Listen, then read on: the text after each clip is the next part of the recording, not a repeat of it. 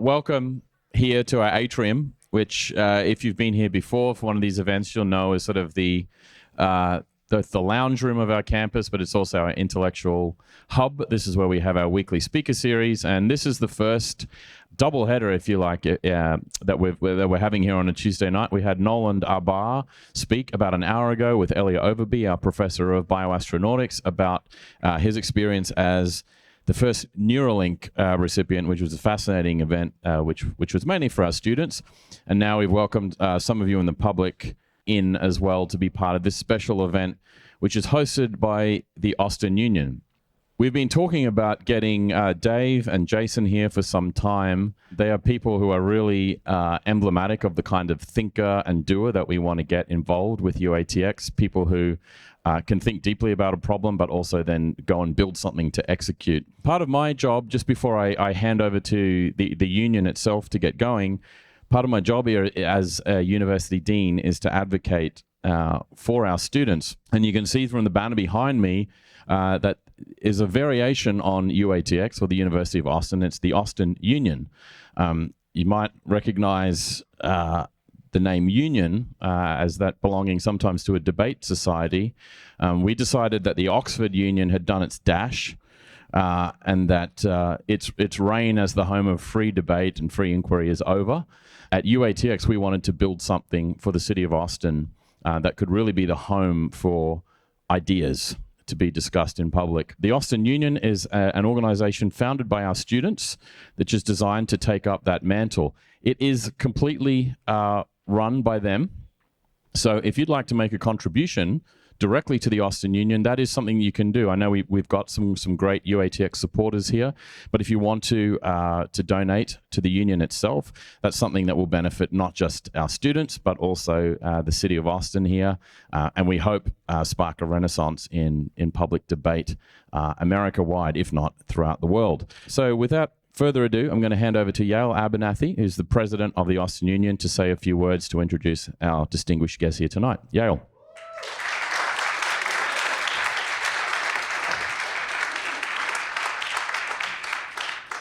Good evening and welcome. My name is Yale Abernathy, and I'm the president of the Austin Union Society, which is thrilled to be hosting the first event in its Up Late series. Before introducing tonight's guests, I wanted to extend a special thanks to our donors, to the University of Austin for this space, and the intrepid students who have been here since 8 a.m. staying up late for this event. We have with us tonight a tremendously exciting panel of speakers. Joe Lonsdale is a co-founder and chairman of the board here at UATX, having skyrocketed from his role as PayPal Mafia intern to co-founding the defense tech icon Palantir. He's the founder and managing partner at 8VC. The union is currently raising funds to add his bust to the collection here at UATX. Jason Calacanis is an author, entrepreneur, and podcaster, boasting a truly remarkable track record as an angel investor, starting in media back in the days of Silicon Alley, staying ahead of the curve in the dot-com era, investing early in Uber, and recently contributing to Elon Musk's revitalization of Twitter. With David Sachs, he's the co-host of the All In podcast. Lastly, Dave Rubin is a comedian, author, and political commentator who currently hosts the Rubin Report. He's especially notable for his authenticity and intellectual clarity in his transition from progressivism to conservatism, and has played a key role in the so-called intellectual dark web, which itself is embedded in the broader constellation of ideas which helped give birth to this university. That UATX exists at all, that we can debate and discuss ideas with such openness and precision, is a vital and remarkable thing. Free discourse is not the status quo. Inquiry is disregarded as a grasp at power. Conversation is decried as camouflage for oppression. Debate is decried as an exercise in gatekeeping. A few weeks ago, we were fortunate enough to have Peter Thiel come to campus to discuss the Antichrist and its imminence in our civilization.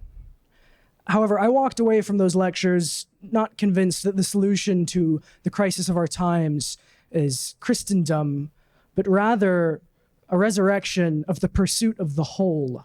This nation was built on the good ground of e pluribus unum, out of many one.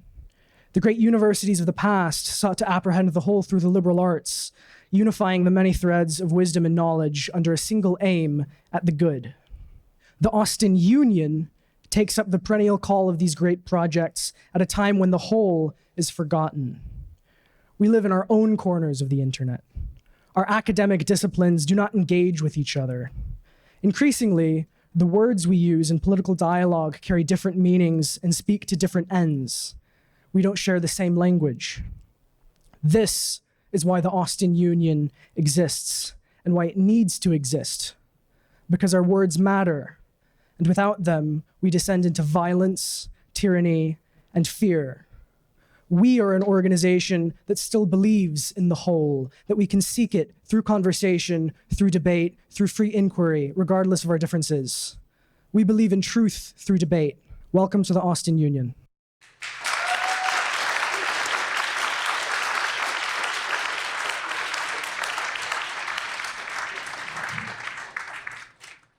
Awesome. Thank you, guys. Good to be here with two amazing gentlemen. It's interesting. You both have kind of shifted your politics a little bit, I think, over the last some number of years. Dave, Can I just say that kid was super intense? That's the energy here, Jason. It's an intense, serious place. So, Dave, you were famously progressive. You've moved to the right. Jason, I don't know if how you see it. You were on the left. You've moved to somewhere around the center, right? I've always been pick the best candidate, and most people tell me I'm socially liberal and fiscally conservative, which makes it really hard, as you know, to figure out which party you're actually part of. Yeah, but you're red-pilled a little bit about a lot of stuff lately. Let's be honest. Well, everyone listens to you too much. It's too hard to hide it now. I mean, I tell you, it's really interesting. If Donald Trump lost terribly in the last election, and then he won this one, and he brought on all the Democrats he could find: Elon, Joe Rogan, Besant, Tulsi, Bobby. I mean, he was going to lose for the second time in a row. And he said, you know what I need, Joe? I need Democrats, as many as you can find. Get me those Clinton Democrats. And he surrounded himself with Clinton Democrats, as you know. And what happened? He won. And then his platform now is a platform for the working men and women of this country. And he's a populist. And listen, let's all face it. Trump has always been a Democrat. He's always been pro-choice. He just played a Republican in order to get your votes. It's very unclear. I think Bill Clinton would not necessarily be a Democrat anymore, but that is a good point. It's a lot more centrist in those ways. I want to ask, what's it like to change your view in public? Because you guys both, I think, have changed your views, especially you, Dave, a little bit on these things. Like, yeah. Do you just try to tune out the noise? Like, what's it like to do that while everyone's listening? Sure. If I could just take 20 seconds to just reference something that Yale said, which is that at the height of that intellectual dark web thing where me and Rogan and Jordan Peterson and Sam Harris and a bunch of us, Barry Weiss, were just having conversations online and nobody could believe it. I mean, that really was the magic that we were doing. One of the things that we were trying to do the entire time was figure out what we were going to turn it into. Were we going to be a road show? Were we going to be a university? Were we going to be a sperm clinic? We didn't know what the hell we were going to do. That was floated several times, by the way.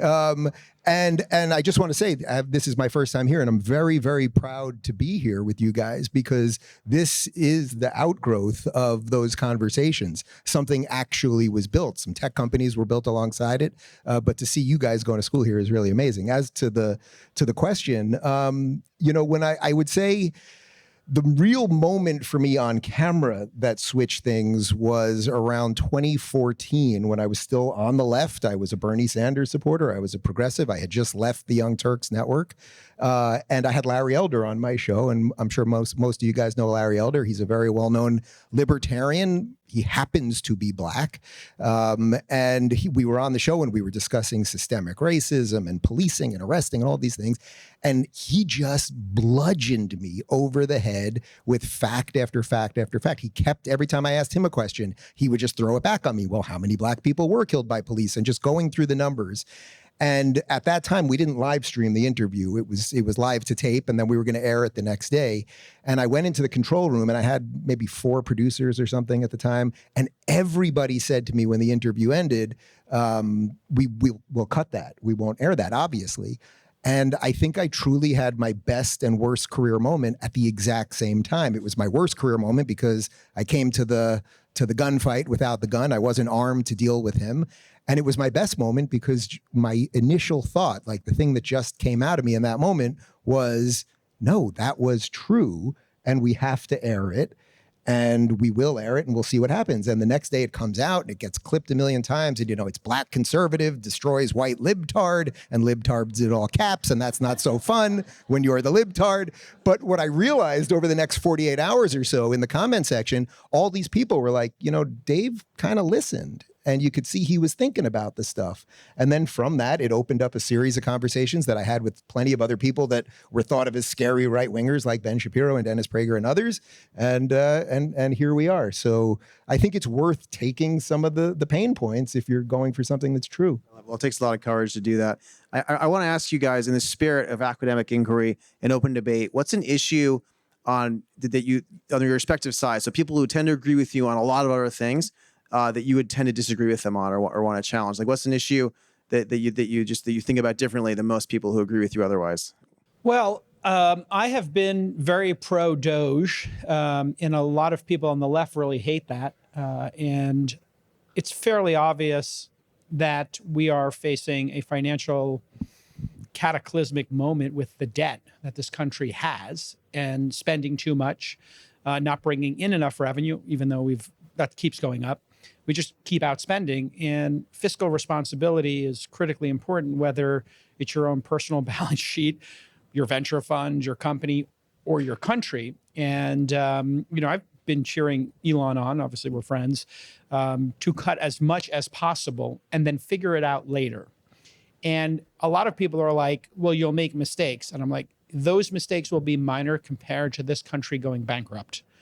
That is actually the super most existential risk that we have right now. And when we start debating like Qatar giving Trump a plane, or Trump's meme coin, and this grift or that grift, or whatever, deportation we have, all of that stuff pales in comparison to adding $2 trillion in debt every year. It's not sustainable. It happened under Trump 1. It happened under Biden. It is a disaster. And it feels like it's going to continue under Trump, perhaps. And if we don't get that right, everything else is going to be a disaster. And, this is something that people want to politicize over and over and over again. It's just math. You cannot go into debt. And when the interest payments become, as consequential as they've become, it becomes really, really dangerous. And we don't understand second and third order effects, as we've seen with the trade wars. Like, I don't think the Trump administration knows what happens when you barrel roll this plane called America, so close to the ground, and say, we're going to raise tariffs, we're going to do this. We don't know what's going to happen at some point with our debt if we keep running it up. And so that's the one I am so concerned. As well said, I was close to Speaker Paul Ryan back when he was in charge of the House, and he was the only one in 20 years to actually propose a balanced budget, when he got attacked from everyone on all sides, because of course you can't propose a balanced budget because you have to cut too many things and everyone's angry at you. But I agree, it takes courage. It's important to do it. Why can't we cut Medicare? Why can't we say people have to retire 1 year later, 2 years later?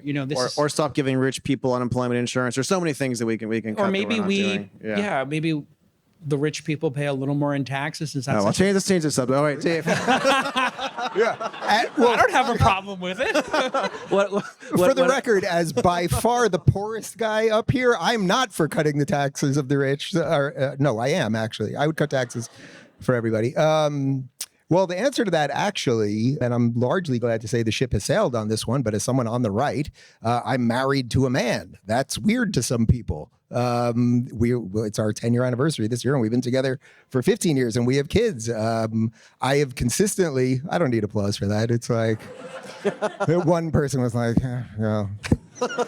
that's great. You sleep with a dude. I think they're just shocked that you're in your second year, the second decade of marriage. That is unique when you make it to the second decade.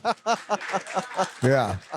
Well, 10 gay years married is like 30 straight years. So Is that the ratio? Yeah, 3 and to I'm 1? I'm not even gay till 10 o'clock. What time is it now? Because we should do this We're not quick. there. No, but joking aside, I mean, look, Trump actually had a lot to do with that. The social stuff that you talked about, when people say I'm socially liberal and I'm fiscally conservative, I think you can make most of those arguments from a sort of liberal or more classically liberal, from a libertarian or classically liberal perspective, which is that the government just shouldn't have that much to do with your private life. So I genuinely don't want applause for my sexuality or anything else. I would just want to be treated equal under the law. And I think one of the great things that Trump did by not really caring about those things, because whether he was originally a New York Democrat or whatever you want to call that, I mean, he's certainly been a bulwark for the conservative movement. But whatever he came from, when he came in, he just did not care about that stuff. I want to push on this, though. Yeah. So this is the Austin Union. Sure. So he does seem to care a lot about the trans stuff, which is different. It's not the same to me as the gay and lesbian stuff, but it is to some people. How do you see that issue? And because he is pushing back against that in the military and other areas. So I'm curious. Sure. Well, first, I'm glad that you said you don't see the connection there, because these letters have literally nothing to do with each other. I mean, I have no more in common with a trans person than you as a straight heterosexual person does, right? Actually, you could argue that the T and the Q, whatever the hell Q is, or the plus or the two-spirit or any of those. Yeah, the MS-13. Whatever, to this recently as well, by MS-13, the right? way. Whatever that thing is, you actually could argue it's the most anti-gay, because what they're doing really is they're likely taking, an effeminate boy who's probably 8 years old and maybe likes Barbie instead of G.I. Joe, and now teaching them that they're a girl. Or we used to have tomboys and tom girls. Like we had girls that liked playing sports, and now they try to trick them into thinking they're boys. So actually, the most anti-gay, if you care about gay people, not that you should care about gay people, you should care about individuals, but if you care about gay people, you should be radically against the trans agenda for sure. Now, if someone as an adult at 21 years old wants to chemically castrate themselves and change their body and change their name and do whatever they want to do with themselves, if they treat me with respect, I will treat them with respect, but it doesn't change biological reality. As for Trump's opinion on that, I actually don't think Trump particularly cared. If you remember about 10 years ago when this thing first started, before Trump was even fully in politics, they asked him about what he thought about the trans thing. And he basically was like, I'm a hotel builder. Like, if you tell me I can build one bathroom in the lobby, that would be fine with me. And that... Pragmatic. Yeah. No, but that's Trump. That's the core of Trump, right? And that's why he's brought all these Democrats into the conservative movement. I think what has now happened is the T thing went so wild and so overshot equality into basically demanding not even acceptance, demanding you bow to them at all times and demanding that you use their pronouns and everything, that then Trump has been leading the pushback against that sort of political correctness. And I think he's been correct in doing that. There's really two issues, I think, when you think about this trans issue. I don't think anybody has a problem with adults who want to cross-dress, who want to transition, or do any combination of those things. Again, back to, hey, this is America. You can do what you want as an adult.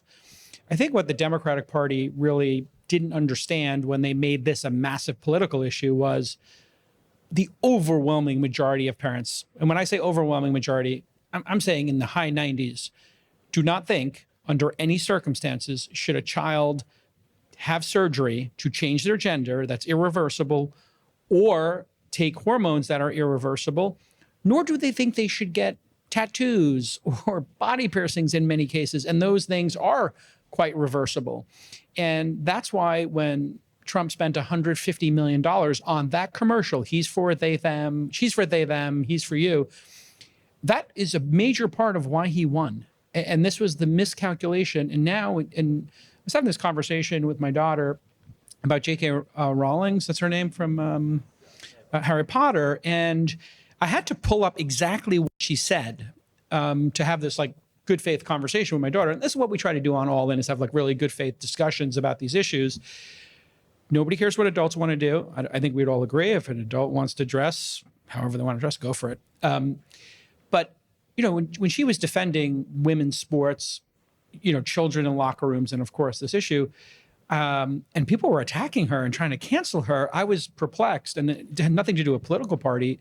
This is a very personal issue. And if you have a child who has gender or body dysphoria, dysmorphia, like it's in the DSM, like this is a serious condition that needs care, And it is a really bad idea for them to get irreversible surgery. And we're starting to see in California the first wave of children who were given trans surgeries that are irreversible suing these trans doctors. And this is going to be a major trend. If you look at detransitioning, these poor children didn't know what they were doing because they were children.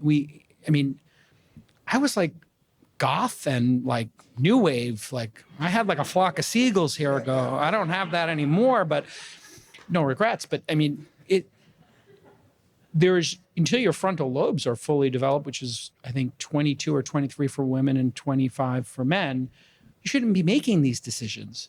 And that's what the great miscalculation. And then combining with gay rights is bizarre. It had nothing to do with. Well, there's gay all rights. these gay rights orgs that had nothing to do anymore. Yes, right? that's the activist class ran out of things to do. All, GLAD and really glad and over the top glad and everybody, they all should have just stopped. Fabulous. They should have just all shut down operations. So you're saying once gay marriage came through, there was no legal discrimination against gays in the United States. Period. There is no law that stops a gay person from doing anything, and they needed to stop. But the activist class, they don't want to stop. Look what we've just learned through Doge and USAID.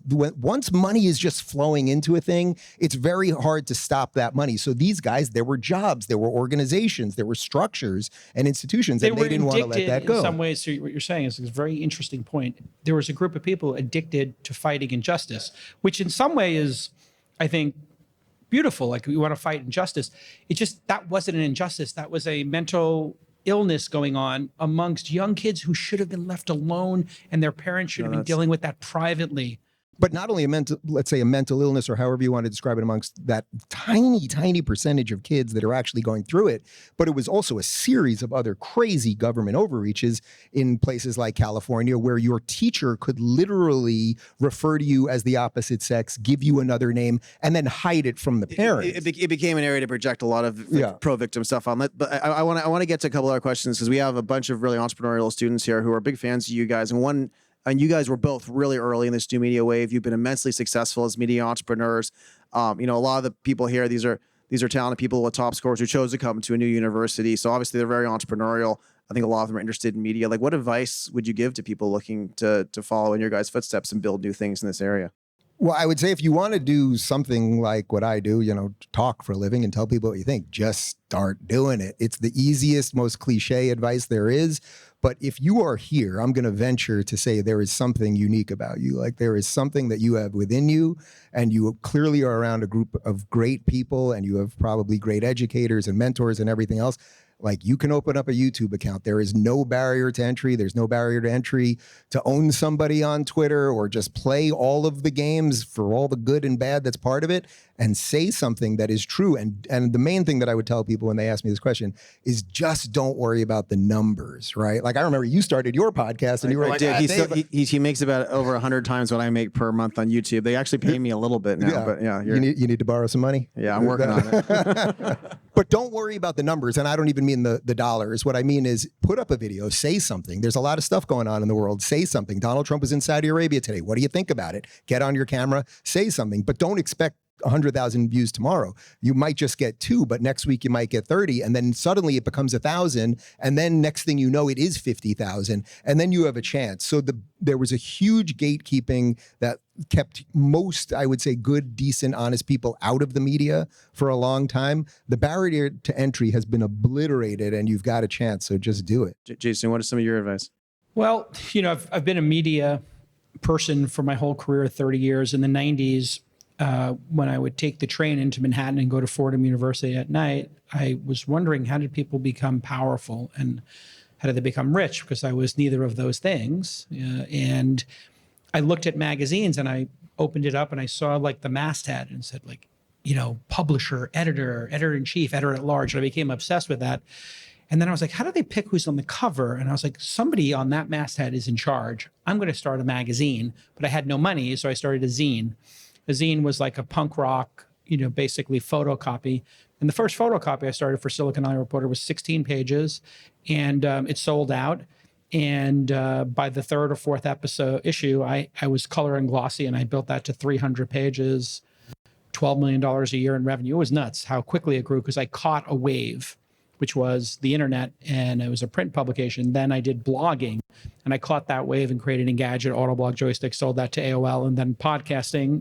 I started 14 years ago as one of the first 5 podcasters because my friend Dave Weiner and Adam Curry created the standard with RSS. In all of those cases, I made an assumption, and it was very simple. I'm going to assume that this new medium, whether it was a zine or blogging or podcasting, would work out, and I would put all of my effort into it and obsessively work on the quality. Quality actually matters. So when a new medium comes out, 9 out of 10 of them aren't sustainable, but some of them do have legs and eventually become sustainable. So if you just assume it's going to work and you really focus on the quality of it, which is the lighting, which is the microphones, which is what you say, how you look, how you present it, just become obsessed with those things. And I think, you see that in your work. You're very polished on camera, and you're thoughtful about the guests, and you're consistent. And that really is, that final thing is just the most important thing in media.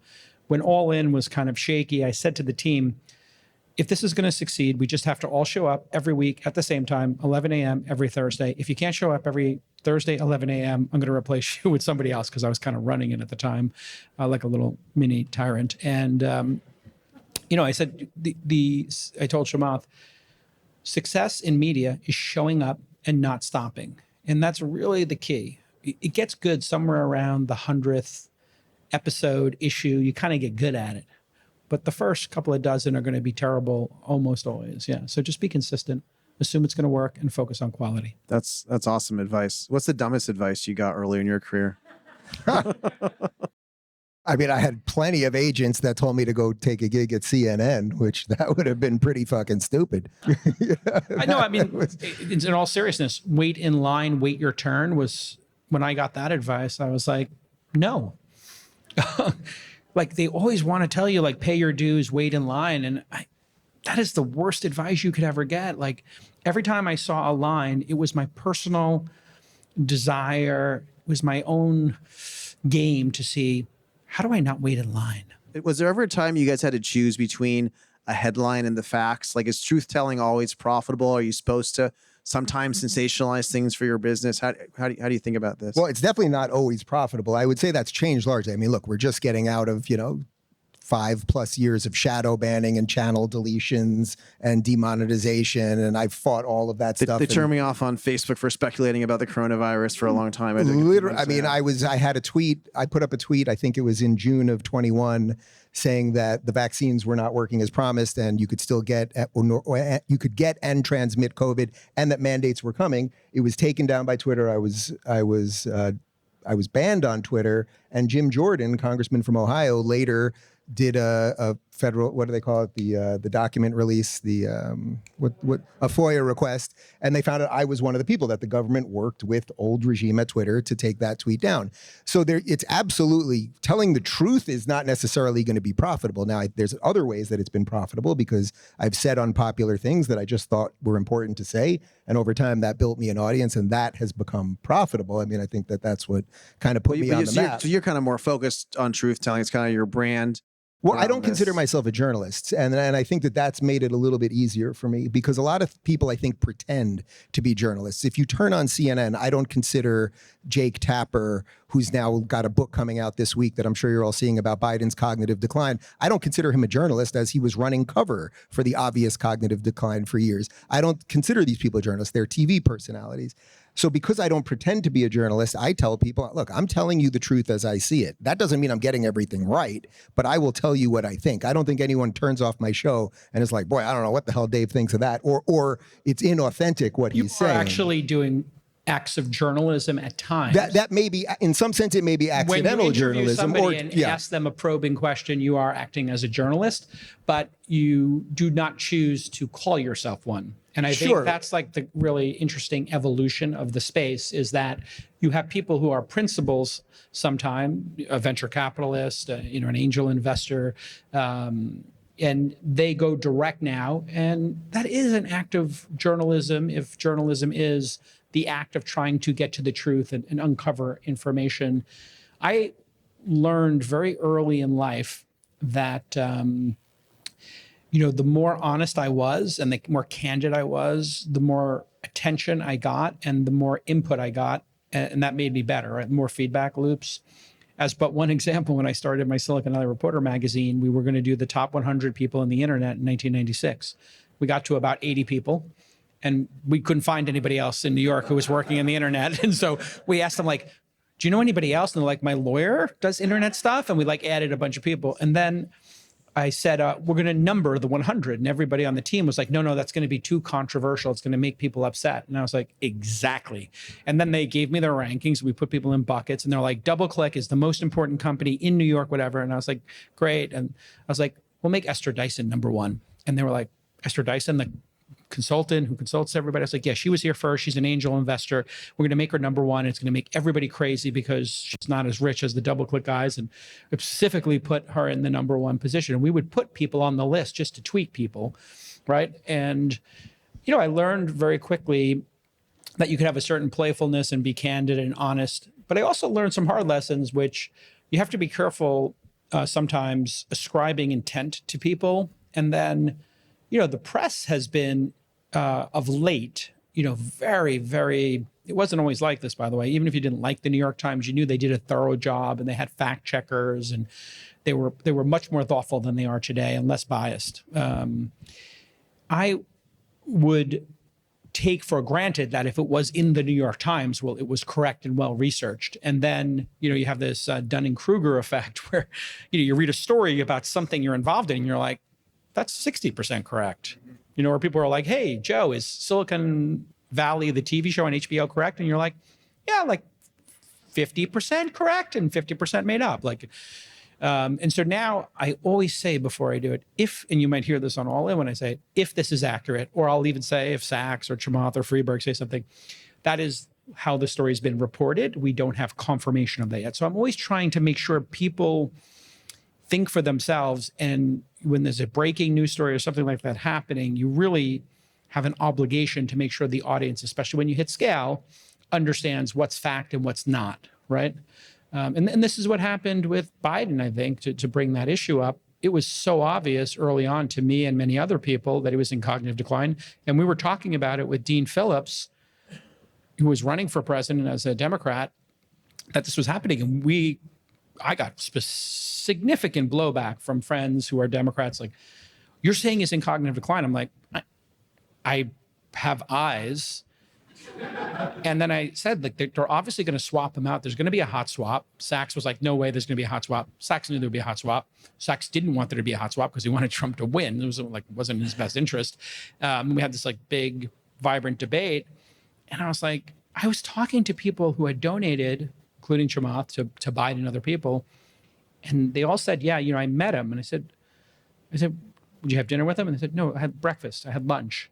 And then I saw this pattern and I brought it up on the pod. I was like, I know some people, in the family who have had Alzheimer's. Yeah, you want to have breakfast with them. Yeah. Because they have this concept of sunsetting. If anybody's gone through this tragedy of Alzheimer's or dementia, at the end of the day, when you're losing your mind, you get irritable. He was having that sunsetting syndrome. It was so obvious, and they covered it up. And I said on the pod, this is going to be like a Watergate level cover up. They're going to find out, I'm sure, that some doctor says he's suffering from this, and then they kept him in another year. And then I researched it. They did the same thing for Reagan. The last year, as you know, of Reagan's career, he was 87, 88, he was not in good shape. Right. The difference, however, was that the internet didn't exist at that point. So all of the videos that we all saw of the slurring, of the confusion, of the wandering off into the distance at the White House, of talking to the Easter Bunny, all of those things, things were basically able to be uncovered because of the internet. And that also, I think, caused this schism between now that I would say the ascendant online media and the descendant mainstream media. This was a really pathetic thing for the legacy media. But I want to ask, you guys both criticize legacy media, deservedly so. Is there anything we should still be learning from the old guard? Fact checking, always a great idea. Owning your words. These are things that, people don't do. And I think calling people out, the problem I have with the right and a lot of you guys, Dave, is you're suffering from this TDS. this Trump dedication syndrome, where everything he didn't know does. where you're going with that. No, All no, right. it's everything he does is perfect. Everything is 4D chess, and you guys are so loyal because you might fear losing access, and I think that's a mistake that a lot of you are making, not calling balls and strikes. And so I'd encourage you, because the same way a lot of these libs look really dumb, y'all are going to look pretty dumb in a couple of years when like Trump meme coin, which you should have spoken out about, or like this airplane situation, you should speak out about it. Say, hey, that's wrong. I don't know if you two specifically I did tweet about the plane today, Great. so don't worry about that. I Got also it. supported DeSantis in the primary, so I don't think you mean me specifically. Well- but no, there is some. There is, but I would say largely, look, even with today, Trump in Saudi Arabia and giving the speech and everything, like, I don't know, can he really rejigger the entire Middle East and turn it into some playground of safety and freedom and liberty and all those things? I don't know if he can, but I think it's worth a shot. I think he did better. He did better last time there than anyone else. I think he's perfect. So I repeatedly said, this is the best Trump. Well, I repeatedly said on my show today, like, today's not the day to be criticizing him for any of this. Even like I mentioned the Qatar plane thing, and even if for no other reason, I don't think they're buying him off with a plane, but just optics wise, it just seems crazy, right? So I mentioned that, but then the word that I repeatedly said on the show today was grace. I think Trump, who has largely gotten all of the big things right and done an incredible job in the last 120 days, he deserves a little bit of grace here as he tries to do other things that everyone says are impossible to do, because he's accomplished things that everyone said were impossible to do, like becoming president twice. So, Dave, I want to ask you on this also, because you basically, social media has turned everyone into a brand, especially people like you who have a huge following. How do you avoid being boxed in by your audience's expectations? Because there's certain things that they're there to listen to you say, like we're all living in bubbles, no matter who we are. And there's certain things that would just piss them off and they wouldn't engage with you as much. So that must over time, just that they're boxing you in a little bit, I assume, for all of us. That's real. That's real for sure. And sometimes you're in the cave so deep, it's hard to know that you're in the cave, right? Like, I would say, one thing that I think we're suffering from right now as the mainstream media collapses and the online media rises is there's sort of an ancient alienification of everything. Like, we used to watch Ancient Aliens and it would be like, ancient alien astronauts think that blah, blah, blah. The pyramids were built by people from Mars. And it was kind of fun to watch, and the guy with the crazy hair and all that stuff. But what we're doing now, because there are more podcasts than people, and we're debating everything. And as the great Douglas Murray says, there are things that just don't need to be debated anymore. We're debating things to the point where the barbarians are going to be at the gate and we're going to be debating what gender pronouns to call them. And I think what that has done is, so if we're debating whether Winston Churchill was a good guy or a bad guy in World War II, this is not a great debate to have. It's not that you can't say these things. It's not that we should be deplatforming people that are saying these things, but we are in a weird spot right now where we had, look, for those of us that are over 40 here, we grew up, there was ABC, NBC, CBS. They all had news at 6:30, and it basically covered the same amount of stuff. It was a pretty tight Overton window. Maybe it was ordered a little bit differently, and you pretty much watched one depending on whether you like Tom Brokaw or Peter Jennings, and that was basically it. Then cable news comes. You have 24 hours of CNN. Then Fox News and MSNBC are launched, I think, within the same week of each other. Everything gets blown up. Then the internet comes, it gets blown up again. And now we're just all spinning in different ways. So the best way I can answer your question is, I know there will be things that I'm going to say that's going to piss off some of my audience, for sure. But all I can do is tell people what I think. And then if you drop some people, you'll bring in some new people. But yes, audience capture is real for sure. And I think the secondary problem, which you can probably speak to, is the algorithm feeds it. If you just give it red meat all the time, those people are horrible, they're doing all the evil shit. This is annoying for me because there's certain things I talk about that are very polarizing political things. And I'll get like a few million views. And there's other things I really care about that I think are interesting. Nothing. And you get you get a few thousand. I think that's the best part of you, Joe. Like, you and I maybe differ on certain things, but we do align on some things very nicely. And I love getting into it with you because I do think you are one of the few people on the right who's willing to break ranks. And I think you have like an intellectual rigor and some core beliefs that you will not change just to be popular with our friend group. in our friend group, the preference stack went really far right. I was on the right of our friend group, and then all of a sudden I'm like 60 percentile now. Yes. Yeah. And you're like, hey guys, I'm still here. Come back. It's too deep. That's too deep.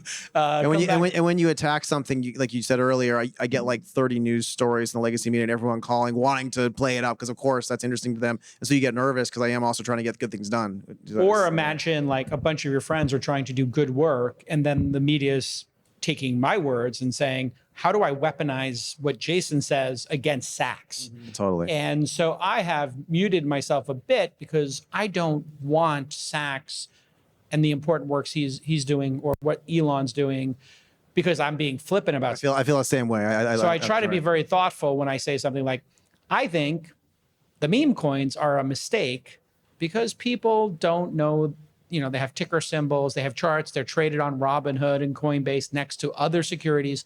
This is not a good idea. But I don't say Trump's grifting, or I just try to be more thoughtful about it so the press doesn't weaponize it against my friends, right? And so I think that's like, it does concern me sometimes. Am I censoring myself? No, I'm just trying to be very thoughtful so it's not weaponized. But I do still say it. This is a new thing where journalists are, you are effectively a very important journalist, but you're also tied to people who are builders and building things. And it's an interesting combination to have to navigate this too. And I mean, I'm building too. I'm investing in 100 companies and I have interests in other countries. And, the weaponization of, and trying to pit friends against each other, I've never experienced. But when I tried to, I don't want to overstate it, but I spent a little bit of time, me, Sachs, and Antonio at Twitter, helping Elon with stuff. And my Lord, the amount of times they tried to weaponize it. They were like, Sachs got kicked out of a meeting, Jay Cal and Elon got in a fight, and like, we're in the meeting. And then this gets tweeted by somebody from the press an hour later, and we're sitting there like in a meeting at midnight or 1 a.m. talking about important stuff. And like the press is reporting stuff and we're looking at it. And I'm like, did you just kick Sachs out of this meeting? Because he's right there. And like, it's just totally made up. And then we figured it out. Oh, there were people at Twitter who were in the meeting, or like they were on another floor. People came out of the meeting and they were like, oh, Elon got mad at Sachs or whatever. Like, we've been friends for 30, 40, over 30 fucking years. Like, nobody's fighting with each other. We might debate an issue, right? But the absolute weaponization and trying to drive a wedge between Elon and Trump. The leaking from these orgs. My friends also in the DOD and Twitter, whenever there's like these like bureaucrats if on one certain side, they seem to leak a lot more. I don't know, you experience this at all? Well, my answer to that would be, as it pertains to your ability to tell the truth, would basically be that as you become more successful and as you're in more circles and as people, you invested in my company, which did quite well for you, and you could get that bust one day, I think. I appreciate it. But to Joe, he has a new one he's doing now too. I do have a new. Oh, and you're investing in my new one. Wow, we're doing all right together. Yeah, I'm in. What's the new one? Let's bring in Jason. But just wait. Just if I could just say one nice thing about Joe real quick. Joe did not give a lot of money. I didn't ask him for a lot of money. He did not give a lot of money. But Joe, every time I needed advice, every single time you picked up the phone and never steered us the wrong way, which to me as a builder is the best thing I can say about somebody. But I think one of the things that complicates all of this is that as you become kind of successful and as you have some kind of profile and you've built things, you're just in circles with all these people. You see how the sausage is made. You see all of it. You have off the record conversations with senators, and you see how the tech guy is friends with this politician, and you're at the same parties and all of these things. And it can become just like this constant game, spinning plates, basically. And you just have to do your best to tell the truth while knowing some stuff that maybe isn't. It gets complicated. Jason, I want to ask you as a builder as well, and maybe Dave, if you're interested too, how has AI changed your work, and how is AI going to change things in this space? How's it going to revolutionize media? How do you think about it? It's pretty interesting, on the venture side, where we invest in 100 startups at my firm Launch, and we do this founder university where we teach people how to start companies and then invest in the best ones of those. What we're seeing is teams of 3 or 4 are able to do the work of 10. And inside our own venture firm, things that used to take an hour a day or 2 hours a day now get automated and augmented with AI.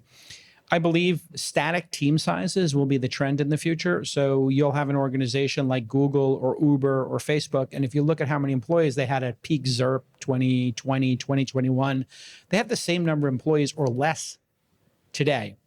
So let that sink in. They've been growing revenues 15 to 30%, depending on how high growth they are, and they have less employees or the same. And the reason for that is gains in AI and automation. It is spectacular. I would say right now, the average person using AI is getting, at a minimum, 10% to 20% more effective at their job per month. If you know the rule of 72, a 20% growth rate or a 15% growth rate divided into 22, that's like every 3, 4, 5 months, you're getting twice as good at your job. And that's really what's happening. I was on the phone with a company, this is 2 years ago, we were investing in, called Stone Algo, and they are a marketplace for diamonds, and ChatGPT had just come out. This is before deep research and all this stuff. And they were talking to me about diamonds, and I said, I'm a venture capitalist considering investing in a diamond marketplace. How does the diamond supply chain go? And it was just started detailing that diamonds are polished and processed in India. I had no idea that that's where they went to be polished. And I said, do you have a strategy for India?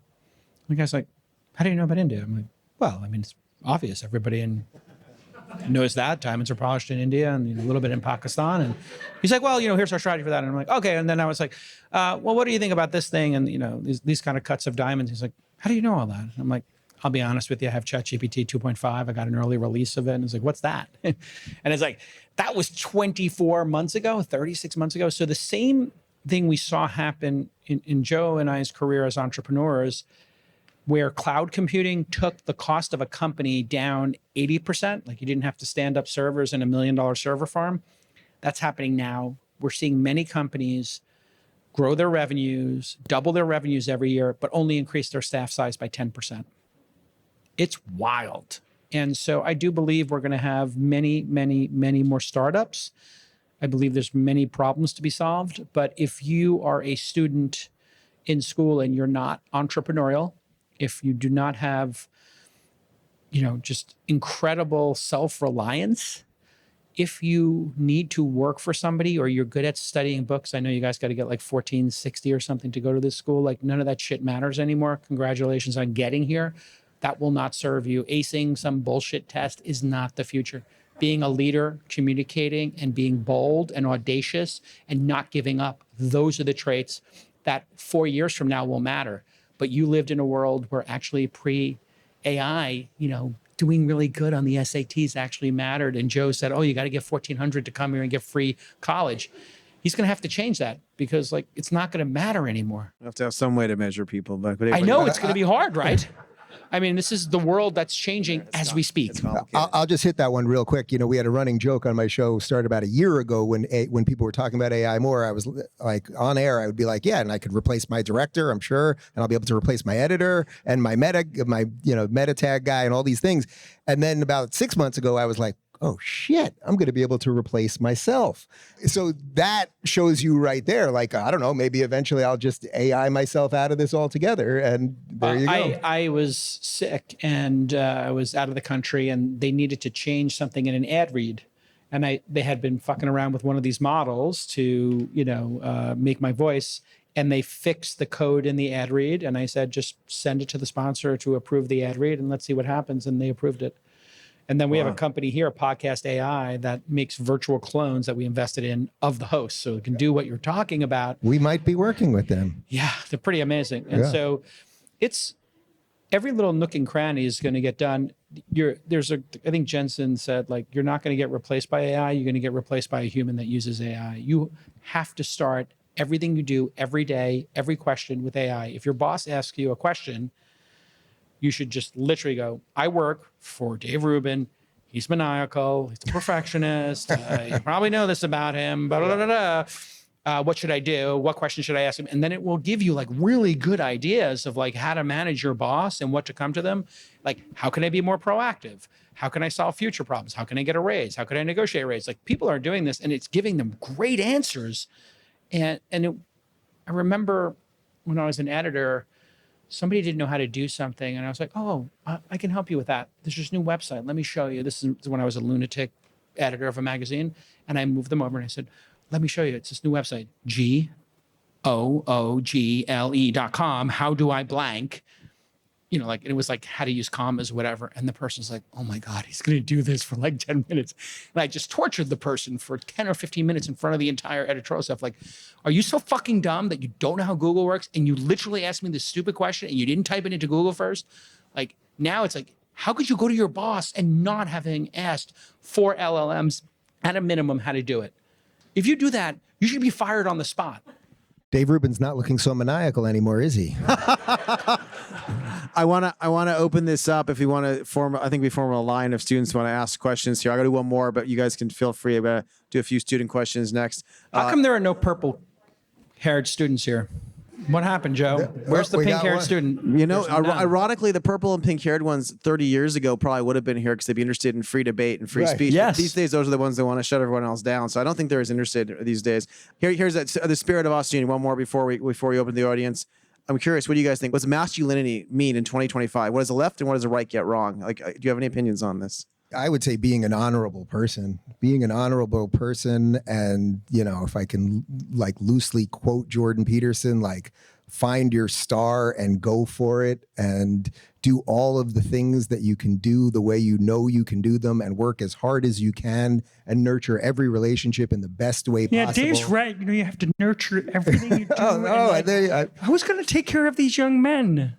I thought it this was young man, I thought it was Kermit the Frog first, but It no, is. It's yeah. Jordan Peterson's kind of Kermit the Frog with a little more that's passion. It. Yeah. That's it. I had the honor of touring with Jordan for a year and a half, and we did, I think, around 120 stops, 20 countries. Wow. And what I saw this man do by living the things that he was writing about in 12 Rules for Life and the follow-up book, by just being honorable and standing up straight with your shoulders back and cleaning your room before you clean the world, whether that's masculine or whether if you're a woman and it's feminine, it does, or if you're a man and you happen to be a little more feminine, but doing things that are honorable, I think is actually how we fix ourselves right now.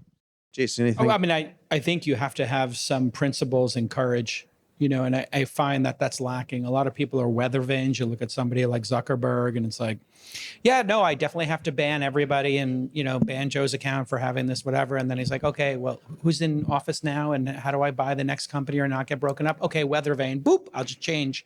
I change my opinion. Like, if you don't have a set of beliefs and you don't rigorously apply those and then question them over time, you have to have that courage to believe in some set of core principles. I don't care what they are, but you should do some self-examination and say, this is what I believe. I believe in human rights.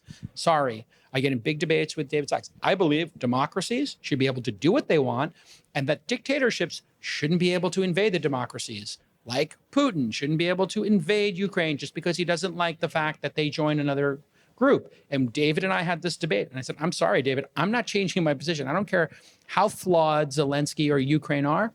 Democracy equals good.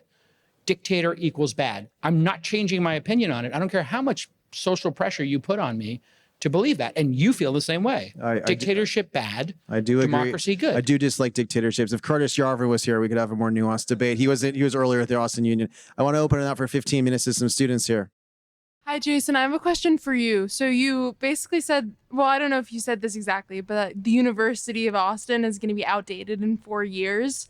And so I was wondering, isn't there some use to learning something before you start asking AI? Because especially with art or something, like AI cartoons are the worst, but you don't exactly know why to be they're clear, bad. Using what you were sold, that like performing high on standardized tests is what you're worth, is not how you'll be judged in the real world. So I was just making the analogy here that how we pick people for a great university like this and this great opportunity is going to change radically, because the idea of like studying and doing something from memory and, it's all going to be done by AI. So what are the things that are intangibles and most human? The most human things. Mention courage, mention leadership, communications, EQ. The world is going to shift to benefit those folks. And the things that parents thought would create a secure future for their kids, like being able to be a doctor or a lawyer and memorize what's in those books. There's no way for a human to compete in the legal field or the medical field with AI today. And we're in year 2. What do you think will happen in year 5 if you get a medical degree or a legal degree? The idea of going to a doctor and asking them to diagnose you and look at your, x-rays and your blood work, that would be unconscionable in 5 years, because doctors and humans are so flawed. It'll be as unconscionable as a human driving a car, because humans will get in many more accidents, or a human flying an airplane. We're on the cusp of perfecting those to the level of chess, where like, if you want to win at chess, the computer's going to win every time. So that's all I'm saying. This university would be great. And actually, I think small people interacting and in person is going to be wonderful, but really focus on the things that make humans human: debate, courage, leadership, those kind of things. I think that's what's. It's great. That's intellectual foundations. Yeah. Thank you. I actually have a question for Joe. Could you mount a defense of the new admissions policy? You just brushed it aside. 1460.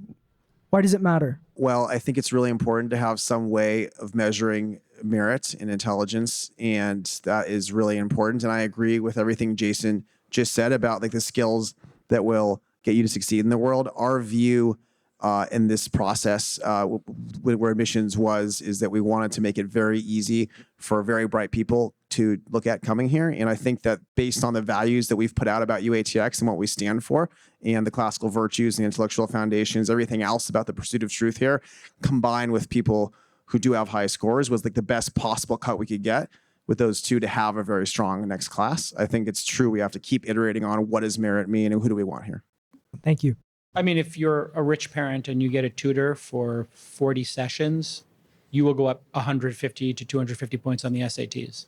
So, or if you just have agency as a smart kid and go online, because there's free things online to study too now. That's true too. Yeah. Yeah.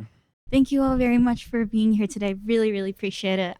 So in the age of AI right now, I'm working on hiring teams, hired a bunch of like interns from MIT, Stanford, Princeton. What we're doing is like cold emailing a bunch of people, trying to find like customer pain points, like what are actual problems we can solve in the age of AI, and then build it after. And what really looking at maximizing volume and trying to figure out things from a very human perspective. What are the biggest problems that will be solved? And also, what are the biggest moats that will actually be defensible and grow over time? And so just wanted to ask, what would your advice be? Going to just be working on this a lot, just with leading and managing these teams and approaching this from a very systematic way. And yeah, would love to hear your advice on that. It's kind of like becoming a Jedi. We don't know what mission we're going to go on, but you have to learn the fundamental skills of the Force. And so you're trying to fight the battle right now, but you don't know which mission you're going to be sent on and which opponent you're going to face. But the fact that you have already decided that you'll be an entrepreneur and that you want to solve a problem, that differentiates you from 99% of people. And you will differentiate yourself from 999 when you release a product. And then you will be in truly rarefied air when you create a product that actually delights or helps a customer. And so you don't have to overthink it. You're thinking, which is great, about all these things you're hearing. Oh, defensibility, the moat, product market fit. You're an entrepreneur. You already have it in you. You're a Jedi. I can tell because I can feel the Force coming from you. You have that desire to do it. I know metachlorian count intrinsically. So all you have to do is start. And you've taken your first step into a much larger world just by, thank you, somebody gets the reference, just by picking up the lightsaber. You'll figure it out as you go, and things will change just so dramatically over time. There's one thing that's really beautiful is the ability to work with other people. So finding two other people who are also Jedis and saying, hey, let's build something. And then just building it, even if you throw it away, you'll have built it. And you, again, will have separated yourself from millions of people on the world who are just sleepwalking through the matrix, right? So congratulations. There is no try, only do. Thank you. I also like this concept, Joe, of like founder market or founder product fit, where like the founder just is passionate about something, right? They're passionate about the military. They're passionate about, travel. They're passionate about podcasting and media. When you have that passion and you wake up every day, you don't have to worry about how shitty it is to be an entrepreneur. because being an entrepreneur is literally like eating rocks and chewing on glass, as my friend Bill Lee told Elon and I late one night, and facing into the abyss. Like, it's just constant pain and suffering. So if you love the idea and you love that market and solving that problem, you'll go to work every day. You have to be obsessed with it to do it. Yeah. Yeah. And if you're not obsessed, you're just going to wake up one day and say, gosh, I've smashed my fucking skull into a brick wall for the 100th day in a row. I'm going to go do something else. And that's why people quit. It's not they run out of money. It's just they can't take the pain and suffering. Jason, the Austin Union's a place for tough questions. So with that said, in 2016, you publicly praised the firing of Palmer Luckey, who was fired in part for his politics. Was that an example of cancel culture?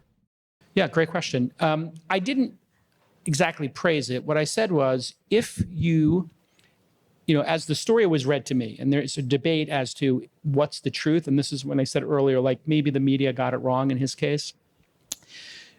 They read the story to me that he had covertly funded people to do like the Pizzagate style memes of Hillary Clinton. And what I said is, if you're the leader of a company, you have a duty to your employees, your family, and the company and their reputation to not do covert things like that. If you're going to do them, you should do them above board. You shouldn't covertly ask people to create memes about Hillary Clinton, Pizzagate, and do all that kind of stuff. Nothing to do with Trump. It just had to do with the act of covertly funding that stuff.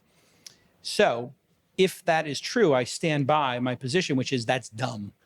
And it's not good leadership. And if you were to tell me you were starting a company and should you create anti-Trump memes or anti-Hillary memes or whoever, and do it covertly, I would say don't do that. Own it if you feel that strongly about it, or don't do it if you don't feel strongly about it, because it ultimately always comes out and you own your words. And if it's true that Palmer Luckey didn't do any of those things, which is kind of what he half claims, although he wouldn't tell me why he was fired and nobody knows exactly why, then I apologize to him unreservedly, obviously, because then the press got it wrong and then my reaction is wrong. If he did do it and he was doing these memes, then my advice to him in private or public would be the same. If you want to do memes and you want to attack people politically and do all that stuff, just do it above board. Just do it above board. Own your words. And that was my only position. But it did hurt him significantly to a level that I find like very strange, and our friend group finds kind of strange. I think there was a lot of people attacking him at that time where it's like, haha, we've killed him, he's out. And there was kind of like the cool kid media thing where it was like popular to attack figures on the right and kind of celebrate over their dead bodies in effect. And I think that must have been really tough to experience. I think that's fair, yeah. And I wasn't trying to pile on. It was just on This Week in Startups, somebody asked me, hey, like, what's your advice to founders? Should you do that stuff? And I'm like, I don't know. Like, if you do it, you better be prepared to own it. And if you look at Sachs and Chamath, when they supported Trump, they did it outright. There was nothing covert about it, right? They were just like, we're hosting a thing. Here's what we believe. And Chamath said, I'm re-underwriting my position on Trump. Okay, great. People were able to accept that. I think at that time, doing the covert stuff, if it's true, and I don't know if it's true. I reacted to a story in The Guardian and The Verge. Looking back on it, I probably shouldn't have taken it for granted that that was true. I probably should have put caveats on it. If this is true, we don't know if it's true. And I actually make a point of doing that. And I certainly didn't want to cause him any personal harm, but I get it. Like, I'm the highest profile person he can attack from that situation. And I don't think he's allowed to attack Zuckerberg for that stuff. You've never heard him attack Zuckerberg or Sheryl Sandberg, who actually fired him. But he's attacking me. I think it's because I'm a media public figure. It's easy to attack me. And maybe he's not allowed to because of the settlement with Facebook when he was fired, or if he was dismissed, whatever it was. He's probably not allowed to say something nasty about them. So I take the brunt of it. But it's okay. I'm a big boy. I own my words. And I don't have the ability to cancel him. Zuckerberg did. So ask Zuckerberg why he fired him. Thank you. Yeah. I don't think Zuckerberg would ever tell you, because Zuckerberg's a coward. Oh, I did it again. Oh no, I did it again. But Zuckerberg's a bit of a coward. We're gonna 2 more questions. You all brought up Douglas Murray briefly, and sort of the Douglas Murray Dave Smith debate just has me wondering about this sort of paradox on the right, I think, where both we don't want to be the party that suppresses free speech, but also the fact that sort of people are questioning whether Churchill was like the bad guy or the good guy is kind of indicative of like an issue. And I'm wondering if this is, you see this as a rift on the right, and what effects it could have long term for the success of the right in the future. Yeah, I'm glad you asked the question because I've been thinking about this a lot. I've talked about it a little bit on my show, but I've tried to sit back a bit with this because I'm just trying to see how it's shaking out with everybody. Look, it's partly what I was saying before about the ancient alienification of everything, right? Like if we are just going to just unfurl absolutely everything, if experts will mean absolutely nothing and history will mean nothing and we can just upend everything, we are going to be in really bad shape. If one of us had a heart attack up here, we would need a cardiac specialist. You wouldn't just ask somebody to, can somebody just perform surgery? Like, obviously. I would say that, you know, as it pertains to Rogan, you know, it would be the same thing with me. I wouldn't want anyone telling me who I can have on my show. And I've gotten a lot of shit over the years for having controversial people on my show who subsequently became much less controversial as the culture shifted. So I would never tell Rogan who he should have on his show. But there is an issue. I think what you're referencing really is, so if the mainstream media has failed, and especially post-COVID and all the lies that have just been pushed on us, and very fine people on both sides, and Brett Kavanaugh's a serial rapist, and the Covington kids are racist, and Jussie Smollett was lynched, and all of these crazy things that they lied to us about over and over and over again. Well, now it's incumbent, I think, on the ascendant media to do a better job. It was one thing when we were just hacking away at people who were lying, and that was important for sure. But now the shoe's on the other foot, and I think there is a bigger responsibility on us to do something that is more truthful. Now, that's my feeling about it, and that's how I conduct myself. That may not be Rogan's feeling about it, and that's fine, by the way. I'm not for, so even though I thought Dave Smith is not particularly bright and really doesn't know what he's talking about, and I think his premises are awful and his positions are completely misunderstood, I don't begrudge Rogan putting him on. I think that Douglas is a much better effective communicator of what is actually true as it pertains to the history and the current reality of the situation in the Middle East. But everybody has to figure this out for themselves. I think this is going to be an unbelievable challenge for you guys. People look to comedians, in your estimation, are they overthinking a comedian's role and a Well, comedians are supposed to be the truth tellers. I think it was Oscar Wilde said, if you want to tell people the truth, you better be funny or they'll kill you, right? So it's like something happened in the world of Well, first off, comedians went to podcasts, right? Yes. Comedians used to be stuck in comedy clubs. The idea was in the 80s when comedy really boomed, you'd be in the clubs for like 3 years, let's say. You'd perfect a 5-minute set. You'd get on Johnny Carson. If Johnny liked you, you got a sitcom. You were Tim Allen. You were Jerry Seinfeld. You were Louis Anderson. You were Tim Allen, blah, blah, blah. And then you had a career. Once that all dried up, because you guys don't watch any sitcoms, right? The last thing that maybe some of you guys watched was Big Bang Theory, and it's been off for 10 years or something. Then podcasts blew up. And so all of the people that wanted out on that, they were just early in on podcasts. And that includes me, by the way. But they're just comedians on podcasts talking. No, Why so they're are people so upset about that? Well, I think what's happened is people have an inherent desire for the truth, and we're looking for the truth one way or another, whether you're looking at it through a religious prism or a secular prism or whatever it might be. And because the mainstream media has failed so horrifically, we've all just gone anywhere, right? We've just gone anywhere. You've become the news for a lot of people, right? And you have too. And that's so look, that to some extent, I consider that an honor, but I also consider it like it's a heavy lift.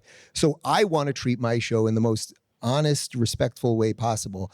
Someone else might want to just have everybody on to You might be a comedian who likes conspiracy theories, which you might, and that's just fine, right? Which is why I would never call for Rogan censoring, not having someone on. It's dangerous when it becomes part of the official policy of the party, which it shouldn't, obviously. Right. So it's a huge challenge. I don't know what the answer to this is really. Are we all just going to have our own truth? And, basically, as Scott Adams, the creator of Dilbert, has been saying for years, it's like we're all watching the same movie and we're having two completely different reactions. So it would be like the old days. You go to a movie theater, 500 people walk out as if they all saw something different.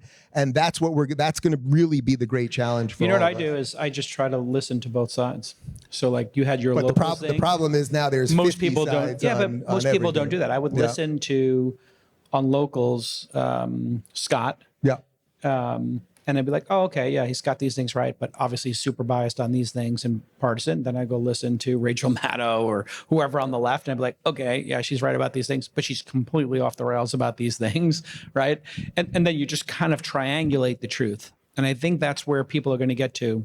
Don't take Dave's podcast, my podcasts as the truth, or Joe's. Just take them as points of information and opinions and some data, and then triangulate your own truth over time and going to the original text, et cetera. But, trust no one and like figure it out for yourself is where people are going to wind up. I think blindly following anybody is such an obvious mistake. Like he's Joe Rogan. He's a comedian. He's a commentator, and he has a bunch of weird friends on, and he has really great people on. Take it as one data point. If you see Trump on All In, you see Trump on, you obviously know there's 3 people who are super rooting for him. You have one person who's, a bit of a critic. Just take that as one data point. But I would also add that to be here at a place that's building new institutions of learning, it's because the other institutions failed that led to this being built, right? It's because the mainstream media lied about so many things that the alt media was built. But now it's built, and now you have something new here. What this place turns into will be what you guys turned it into, and what the media will turn into will be what we turned it into. And there's an incredible opportunity, and it ain't going to be easy to parse that out. Creative destruction. Awesome. Well, gentlemen, thank you very much. Let's give a round of applause. Thank you, guys. Thanks for having us, Joe.